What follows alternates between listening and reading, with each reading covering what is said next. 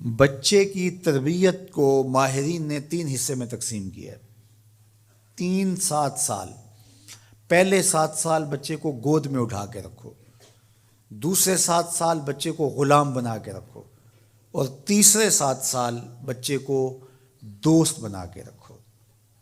پہلے 7 سال بچے کو گود میں اٹھانے کا مطلب یہ ہے کہ وہ تم سے سیکھے، اور ہم تو 3 سال کے بچے کو بھی، آج 2.5 سال کے بچے کو بھی اسکول بھیج دیتے ہیں، مائیں فارغ البال ہونا چاہتی ہیں، لیکن ایسا نہیں ہے۔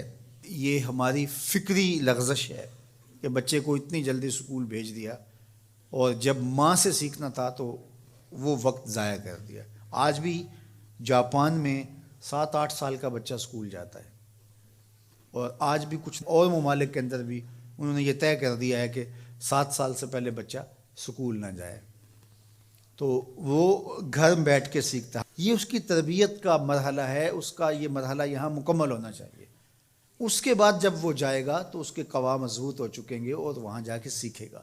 یہ پہلا اس کا مرحلہ یہاں سیکھنے کا ہے۔ ظاہر ہے باپ تو وہ توجہ نہیں دے پاتا، تو ماں کو بھرپور توجہ بچے کی طرف دینی چاہیے۔ عمومی طور پہ ماضی میں مائیں اپنے بچوں کی تربیت میں انتہائی مبالغہ کرتی تھی اور بہت زیادہ محنت شاقہ کرتی تھی، چونکہ ان کی توجہات کا کوئی اور مرکز نہیں ہوا کرتا تھا، اور وہ سمجھتی تھی کہ ہمارا یہی کام ہے کہ ہم بچوں کی اچھی تربیت کر لیں، اور چند بچوں کی تربیت ہی ماں کی ذمہ داری ہے، اور یہ اگر احسن طریقے سے نبھا دے تو اس نے اپنا حصہ امت میں بھی ڈال دیا، معاشرت میں بھی ڈال دیا، اور قوم بنانے کے اندر بھی اپنا حصہ ڈال دیا۔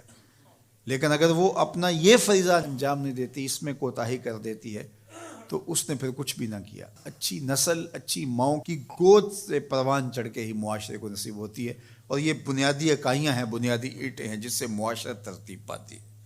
اس لیے یہ ماؤں کی ذمہ داری ہے۔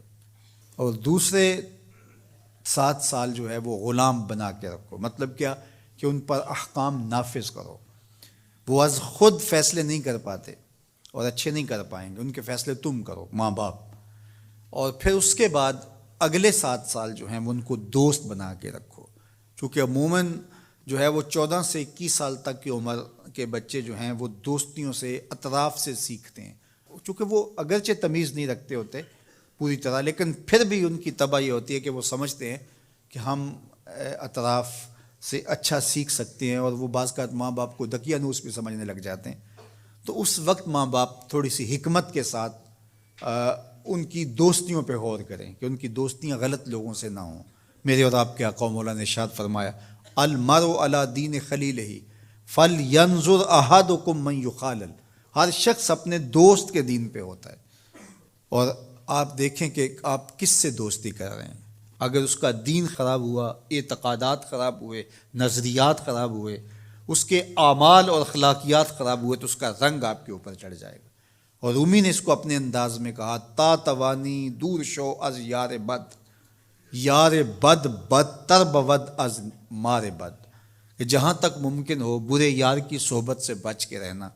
کہا کہ برا جو دوست ہوتا ہے، برا یار ہوتا ہے، وہ برے سانپ سے بھی برا ہوتا ہے۔ کہا کیوں؟ اس لیے کہا جب سانپ لڑتا ہے تو جان لیتا ہے، برا یار لڑتا ہے تو ایمان لیتا ہے۔ اس لیے صحبت سالے ترا سالے کنن، صحبت تالے ترا تالے کنن۔ اچھے شخص کی صحبت تجھے نیک بنا دے گی، برے شخص کی صحبت تجھے برا بنا دے گی۔ شیخ سعدی فرماتے ہیں، میں حمام میں گیا تو وہاں کسی نے مٹی رکھی تھی، تو میں نے اس کو اٹھایا تو اس سے مہک آ رہی تھی، میں مست ہونے لگا اس کی دل آویز خوشبو سے۔ تو میں نے اس کو کہا کہ تو مٹی ہے، عنبر ہے، موتیا ہے، نسرین ہے، نسترن ہے، کیا ہے تو؟ تیری دل آویز مہک سے مشام ہستی مہکے چلے جا رہے ہیں، اور ہے تو مٹی، تو کیا ہے تو؟ تو اس مٹی نے، شیخ سعدی فرماتے مجھے زبان حال سے جواب دیا کہ ہوں تو میں مٹی، مجھے اپنی اوقات نہیں بھولی، لیکن چند دن میں پھول کی صحبت میں رہی ہوں۔ جمال ہم نشیں در من اثر کر، وگرنہ من ہما خاکم کے ہستم۔ اس نے کہا ہوں تو ذات کی مٹی ہی، لیکن میں گلاب کے پھولوں تلے تھوڑی دیر رہی ہوں تو میرے یار کا جمال میرے اندر سرایت کر گیا ہے۔ تو ذات کی مٹی ہوں لیکن صحبت میری پھول سے رہی۔ یار مٹی پھول سے صحبت پیدا کر لے تو اس سے مہک آنے لگ جاتی ہے، تو یار بندہ صالح صحبتوں کا انتخاب کر لے تو اس کی زندگی کیوں نہیں بدلتی؟ تو اپنی اولاد کو صالح لوگوں کے پاس بٹھانا سکھاؤ۔